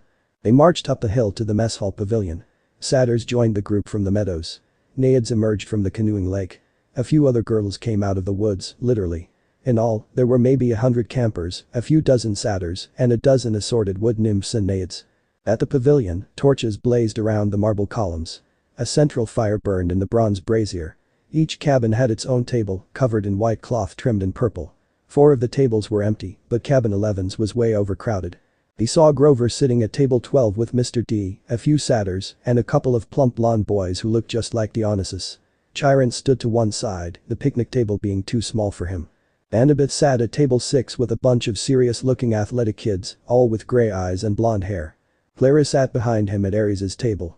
Finally, Chiron pounded his hoof against the marble floor of the pavilion, and everyone went silent. He raised a glass. To the gods. Everybody raised their glasses. To the gods. Wood nymphs came forward with platters of food. Grapes, apples, strawberries, cheese, bread, and barbecue. Naruto's glass was empty, but Luke said, "Speak to it. Whatever you want, non-alcoholic of course." Sighing, as he left his stash back at his apartment, Naruto said, "Pepsi." Sure enough, the liquid filled his glass. He took a sip, annoyed because he was planning to have alcohol tonight. Then some food was given to him. Naruto was about to dig in, but Luke said, "Come on." His stomach needed good food right now. He followed him to the fire and saw people throwing in a good portion of their food in it. This made Naruto wonder why you would throw away good food. "Burnt offerings for the gods," Luke explained. "They like the smell." Naruto looked puzzled. "Why would an immortal all-powerful being love the smell of burnt food?" Naruto asked. Luke approached the fire without answering him, bowed his head, and tossed in a cluster of fat red grapes. Hermes. When it was Naruto's turn, Naruto just picked the names of gods he liked in particular. Demeter, Hestia, Persephone, Poseidon, Cymopolea, Rhode, Amphitrite, Chion, he muttered. In order, his grandmother, the patron of the hearth, his father, his immortal half-sisters, his stepmom, and the goddess who was associated with his favorite season. He threw a very small piece of his barbecue after saying each name, which filled the air with a different smell. For Demeter and Persephone, the smell of freshly harvested corn, wheat and soybeans filled the air. For Hestia, the smell of many different delicious foods filled the air. For his father, stepmother, and half-sisters, the salt could practically be tasted in the air, and when he gave honor to Chion, a chill could be felt in the air. People raised their eyebrows at all the gods he named, but Naruto left before anyone could ask any questions. After that, both boys ate quickly. Naruto learned that they even made pizza here, another one of his favorite foods. Even better, it seemed never ending here. Naruto was quickly learning to love this place. Naruto also saw table 10, which was completely pink. Sitting there were tons of boys and girls, all good-looking and beautiful. His attention, however, was on Selena, who was chatting with some of her siblings. She saw him, smiled and waved. He waved back. Her siblings saw this and burst into giggles and chatter. Chiron pounded his hoof for attention. Mr. D got up with a huge sigh. "Yes, I suppose I'd better say hello to all you brats." "Well, hello. Our activity director, Chiron, says that Capture the Flag is this Friday. Cabin 5 presently holds the laurels." A bunch of ugly cheering rose from the Ares table. "Personally," Mr. D muttered. "I couldn't care less, but congratulations. Also, I should tell you that we have a new camper today. Nate Ulgif." Naruto glared at him for getting his name wrong. On purpose. Chiron muttered something. Naruto Uzumaki. Mr. D corrected. "That's right. And all that. Now run along to your silly campfire. Go on." Everybody cheered. They all headed down to the amphitheater, where Apollo's cabin let a sing-along. They sang camp songs about the gods and ate s'mores and joked. Time skip. Naruto entered the forge during the next morning. He had not been able to use a decent forge in 3 years and needs to refresh his skills. He woke up early, so no one was in the forge when he went in. He first started with steel. Reforging a few kunai and shuriken that he had lost over the years. Then he started pulling out the celestial bronze as he made a whole new set of kunai and shuriken. He was getting started on another when he heard a noise. "Hey there, you're up early," came the voice of large African-American man behind him. Naruto turned around to see the guy addressing him with a friendly. "Yeah, I had a lot of forging to do, wanted to get some of it done today before anyone else got here," Naruto said. Charles Beckendorf, the guy held out his hand for Naruto, and they shook hands. "Right, Hephaestus's kid," Naruto said as they shook. "I'm Naruto Uzumaki. You work a lot in forges." Charles asked as he quickly glanced over Naruto's forge work with the kunai and shuriken he had and found it to be very good. Quite a bit when I lived in Norway for a few years. Was taught by a couple brothers that know the trade well. Naruto answered as that was where he ended up after he came out of Challenger's Deep after his mom died. Hey man, since you're here, I could use your help with my weapons. Naruto said. Sure, I'd be happy to help, but are you sure you want to make your own? We have a whole selection of guns, bows and arrows in the armory. Charles pointed out.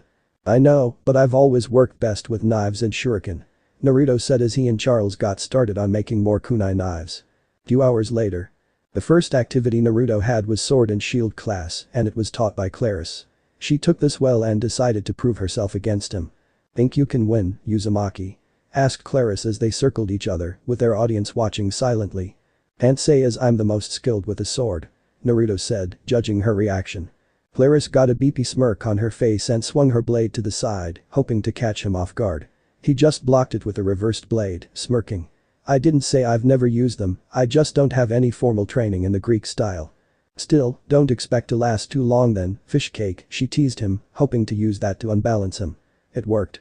My name does not mean Naruto argued back, as he got annoyed when people mispronounced his name or got the wrong meaning, only to get shield bashed in the face. Ugh, idiot. I've got to stop doing that. This is becoming an issue for me. Naruto cursed at himself as he ducked under a sword strike and blocked another as he came back to his feet. Naruto blocked several slashes from Clarrisee before she locked her sword with his and used her skill to twist out of his grip and then bashed Naruto in the jaw with the shield. Naruto stumbled away, more due to the unexpected nature of the attack and not because it actually hurt him. Now I'm starting to get annoyed. Naruto thought in anger and he decided to stop holding back as much. He rushed up and punched her shield, causing a loud sound to reverberate through the camp as he grabbed the shield and twisted it with Claricee's arm still attached, causing her to spin around in the air. She managed to land on her feet. Naruto pulled the shield out of her grip and slipped it onto his own arm before he used it to block a kick from her and punched her in the gut, knocking her 3 yards back. Clarrisee got back up with an excited look in her eyes as she ran at him. Naruto threw the shield in a straight line, with Clarrisee forward rolling to the ground to avoid it, causing the shield to embed itself deeply into the trunk of a tree. Clarrisee leapt up and kneed him in the chest, causing him to stumble backwards a bit. She then threw a right hook, but Naruto blocked it and jabbed her in the face. He threw a hook of his own, but Clarrisee was an expert in hand-to-hand and blocked the attack before using a wrestling maneuver to throw Naruto to the ground. Naruto kicked her legs out from under her and she fell on her back. The next thing she knew was that he was on top of her waist, holding each of her wrists with each hand. Now that is called improvising. He said into her ear, making her shudder, but she did not get to enjoy it much because he got off of her and offered her a hand to get back up. She gratefully took it and walked away silently. No one saw the blush on her face as they were all asking if Naruto could spar with them. That afternoon. At other times, Naruto went to the stables to hang out with Selena or learn Pegasi riding. Today he stood in the stables with her as he watched her demonstrate how to put a saddle on the back of a Pegasus. She'd been showing him for the last 10 minutes. The Pegasi seemed to like him, allowing him to ride them no problem. Selena recalled that no one became friendly with the Pegasi that quickly, not even her. Naruto simply replied that horses seemed to like him, though he privately guessed that it had to do with Poseidon being his dad and Poseidon being the creator of horses. Then he and Selena led 2 Pegasi out of the stables. She was riding a white horse, while Naruto was riding a beautiful brown horse with chestnut brown eyes named Porkpea. Naruto was about to steer Porkpea along when he heard a voice in his head, saying, "Stupid boy. Probably try and fall flat on his face, riding a majestic steed like me." Turning to the only possible suspect, he peered down at Porkpea. "I can hear you, you know," Naruto said to the horse. Selena looked at him oddly. "Naruto, you okay?" she asked, concerned. Naruto ignored her and continued looking at the Pegasus expectantly. He knew that he probably looked crazy right now, but he didn't care. After a moment, he heard the voice in his head again, this time shocked. "You can understand me?" the horse asked, neighing instead of speaking. Naruto continued ignoring the stare Selena was giving him and replied back, "Yeah, I can hear," he said with relief. "The child of Millard?" the Pegasus responded, shocked. "Yep, that's him," Naruto acknowledged. "Naruto. Naruto." Selena snapped her fingers in front of his face, breaking him out of his thoughts. She pouted. "I've been calling you for 2 minutes. What was wrong?" Naruto rubbed the back of his head in embarrassment. "Nothing," he said, filing his thoughts away for later. "Come on. Let's go riding." Nighttime.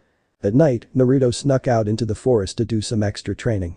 He put his hands in the familiar cross shape and made himself 1000 shadow clones. Alright, I want a quarter of you working on chakra control, another 1/4 to practice the forms in those Greek scrolls we found on sword fighting. Another 1/4 works on elemental ninjutsu. Last ones of you, to jutsu.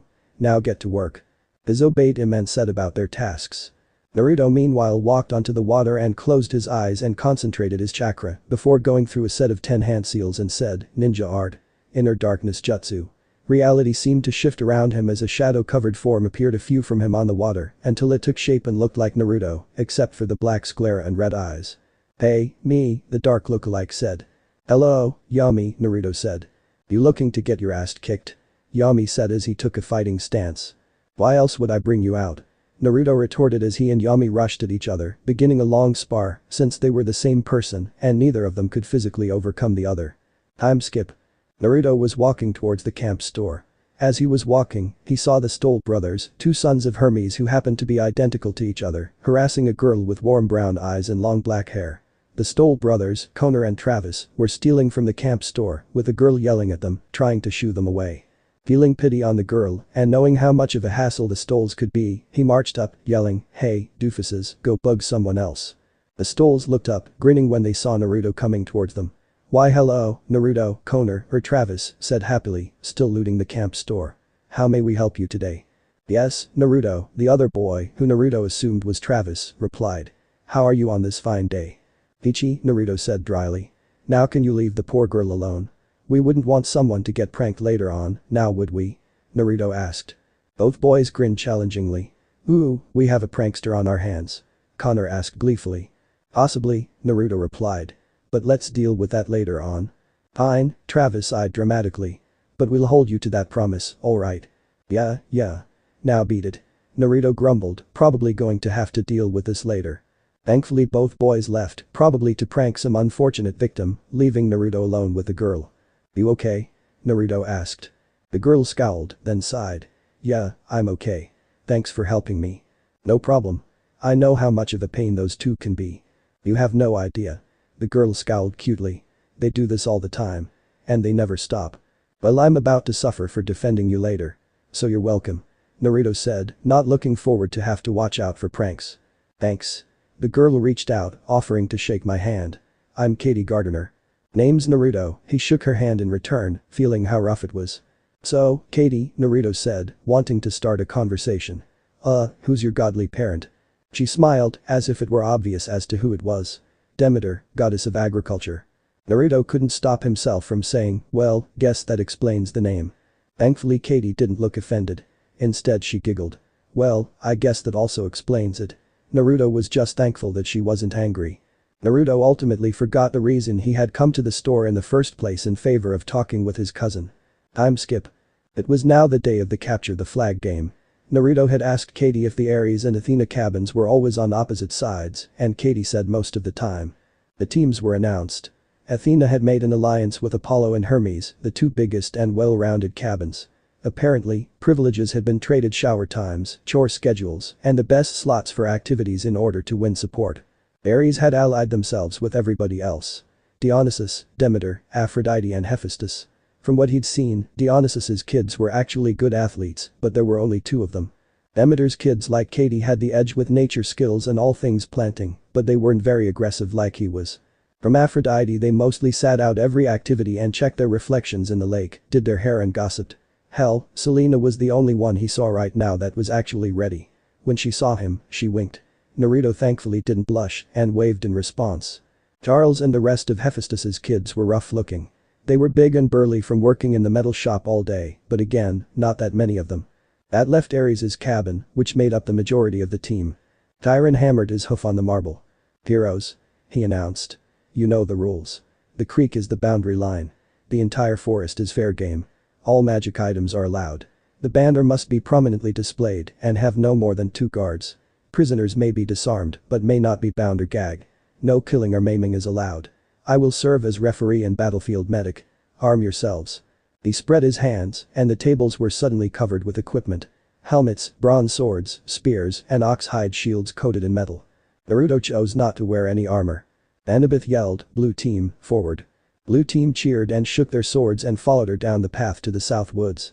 The red team yelled taunts at them as they headed off towards the north. Naruto caught up with Annabeth, so Naruto said to her. What's the plan? I'm a little out of the loop here. Just watch Clarrisee's spear, she said. You don't want that thing touching you. Otherwise, don't worry. We'll take the banner from Ares.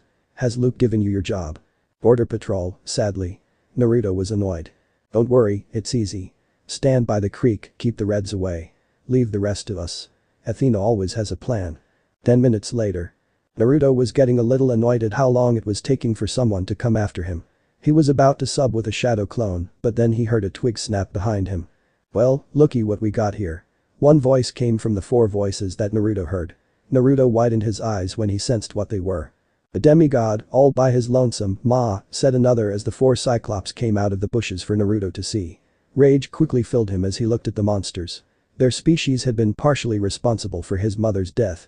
The Cyclops didn't seem to notice his growing rage as they kept talking. We eat good tonight, pa. One of the younger Cyclops said. Naruto had enough and pulled out 4 of the kunai he had made with Charles and threw them at the Cyclops, enhancing them with wind chakra. His aim was true, as each kunai pierced through both the eye and brains of each Cyclops, causing them to explode in gold dust.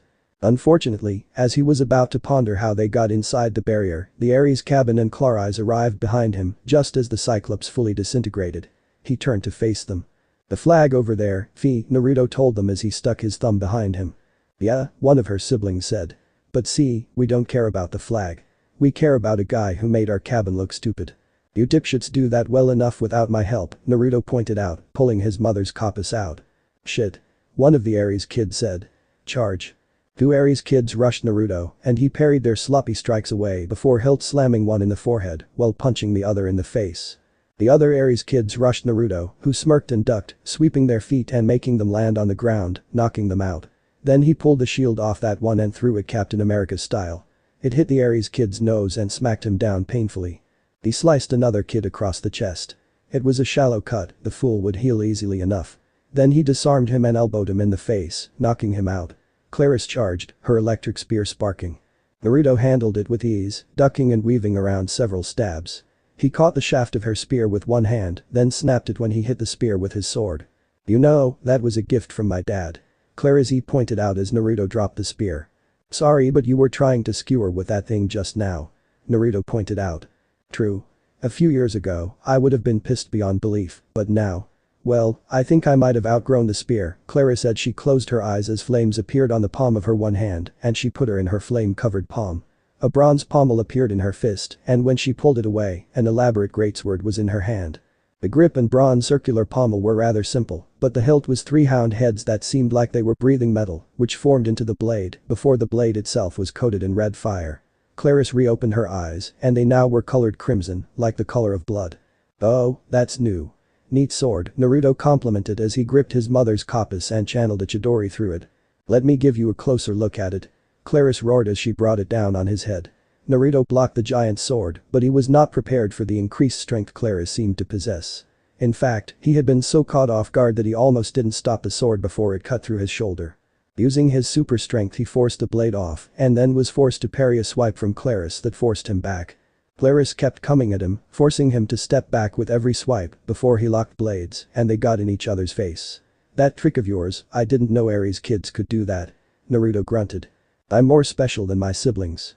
Clarrisee pointed out as they broke the lock and began swiping at each other. Now that Naruto had time to get used to her new strength, he was more ready for her, clearly showed by how he was able to parry each of her strikes and not lose any more ground. You're doing pretty well with the sword, but how will you handle this? Clarrisee demanded as she dispelled her sword and summoned a warhammer in its place. Said warhammer was all metal, from the point at the base of the hammer to the tip. But what caught Naruto's attention was the hammer was shaped like 2 helldogs' heads with glowing red eyes. Naruto dodged to the side as the hammer came down, kicking up a cloud of dust. Naruto had to backpedal, but he was not quick enough as the hammer slammed into him and he was sent flying into the tree. He saw her dispel the hammer and coat her fist in fire before rushing at him. Naruto didn't think he wanted to take that hit and flashed through hand signs before muttering, lightning style. Overdrive. Lightning began to arc around his body as the lightning filled his central nervous system, increasing his reaction time by nearly 3-fold. Naruto moved out of the way of the attack, letting her fist impact the tree, causing a fiery explosion that left the tree fairly gouged out and burned near the base, and without the base it quickly toppled over. They were about to continue their brawl, but then they heard yelling, elated screams, and saw Luke racing towards the boundary line with the red team's banner lifted high. He was flanked by a couple of Hermes guys covering his retreat and a few Apollo kids after them, fighting off the Hephaestus kids. Everyone converged on the creek as Luke ran across into friendly territory. The blue side exploded into cheers. The red banner shimmered and turned into gray. The boar and spear were replaced with a huge caduceus, the symbol of Cabin 11. Everyone on the blue team picked Luke up and started carrying him around on their shoulders. Chiron cantered out from the woods and blew the conch horn. The game was over. They had won. Clara sighed in disappointment as she dispelled the flames around her hand and her eyes returned to normal while Naruto undid his jutsu and put his mother's kopis away. Too bad, I was enjoying that. Clarrisee voiced her frustration. No worries. We can do this again tomorrow, Naruto offered, allowing some of Clarisee's disappointment to go away as she now had a sparring partner she could go all out on. Naruto was about to join the celebration when Annabeth's voice appeared next to him say, "Not bad, hero." Naruto looked around but couldn't see her. She then reappeared with her cap in her hand and said, "Where the heck did you learn to fight like that?" It just registered to Naruto that she was invisible, with what seemed like her cap being the cause. Naruto said, "You put me here because you knew the Ares cabin would come after me, well you sent Luke around the flank." Annabeth shrugged. "I told you. Athena always has a plan." Naruto growled, not amused. "I'm a little disappointed you used me as bait and didn't tell me, Annabeth. I thought we were closer than that." "Look, I didn't want to use you as bait," but Annabeth started, trying to let him know that she did not want to use her crush as bait, but it was the best strategy. Then she stopped as a howl ripped through the forest, interrupting his thoughts. The campers' cheering died instantly. Chiron shouted something in ancient Greek, which Naruto understood perfectly as, "Stand ready. My bow." Annabeth drew her sword as Naruto looked to where the howl came from. There on the rocks just above them was a black hound the size of a rhino, with lava-red eyes and fangs like daggers. It was looking straight at Naruto. Nobody moved except Annabeth, who yelled, "Naruto, run." The blonde had tried to step in front of him, but the hound was too fast. It leaped over her an enormous shadow with teeth just as it was about to hit Naruto. Naruto punched the dog in the face, his super strength causing its massive body to shift sideways while in the air and fall to the ground, though its claw managed to lightly graze Naruto in the stomach. Naruto was immediately upon it as he slammed both of his fists down on the Hellhound's head, dazing the creature and probably crushing its skull as Naruto grasped its jaw with both hands. The monster raged and roared, but Naruto would have none of it and used his massive strength to break the Hellhound's jaw, killing it with a sickening crunch and causing it to turn to gold dust when he threw its corpse down. He ran his fingers along the slash mark on his stomach. Chiron galloped over to check on him. "Are you alright, child?" he asked gently. "I'm still alive." He nodded. "I am Tails," Annabeth said. "That was a hellhound from the field of punishment. They're not supposed to." "Someone summoned it," Chiron said sternly, "someone inside the camp." Luke came over, worry on his face. Naruto didn't see it since he wasn't paying attention. Sherman Yang, who woke up from his nap, yelled, "It's all Naruto's fault. Naruto summoned it." "Be quiet, child," Chiron told the brat, obviously not believing him. "You're wounded," Annabeth told Naruto. "Quick, Naruto, you need help." "I have help," he said, waving her off and stepped back into the creek, the whole camp gathering around him. Instantly, the wounds on his stomach were closing up. Some of the campers gasped. But they weren't looking at him, they were looking above him. Looking upwards, Naruto saw an already fading symbols above his head. Naruto could still make out the hologram of green light, spinning and gleaming. A three-tipped spear. A trident. Yet above, slightly smaller, that was a yellow grain of wheat. "Your father and oh boy," Annabeth murmured, looking back at Naruto. "This is really not good." "About damn time," Naruto muttered silently. "It is determined," Chiron announced. All around them, campers started kneeling, even the Ares cabin, though they didn't look happy. "All hail, Naruto Uzumaki," Chiron said, "son of Poseidon, god of the seas, stormbreaker earthshaker. Grandson of Demeter, goddess of the earth and agriculture." All of a sudden, Naruto started to notice a searing pain running along his arms, steam forming around his arms, and he gritted his teeth, groaning as burn scars in the shape of chains wrapped around his arms appeared on his arms. And his vision blurred, and he saw a man with ash-white skin and a red tribal tattoo covering his eye and the left side of his body. He wore ancient armor and had two prominent scars. One over his right eye and giant scar on his stomach, which looked like a stab wound. The man gripped Naruto by his head and spoke in a deep, gruff voice. "When you are ready, you will know where to find me." Naruto passed out from whatever he did, unable to hear Annabeth, Clarrisee and Selena rushing toward him to help. So this part ends here. Alright, that's it for today's video guys, let me know in the comments section how was the story, and also don't forget to like, share and subscribe. I will meet you in another video, bye bye.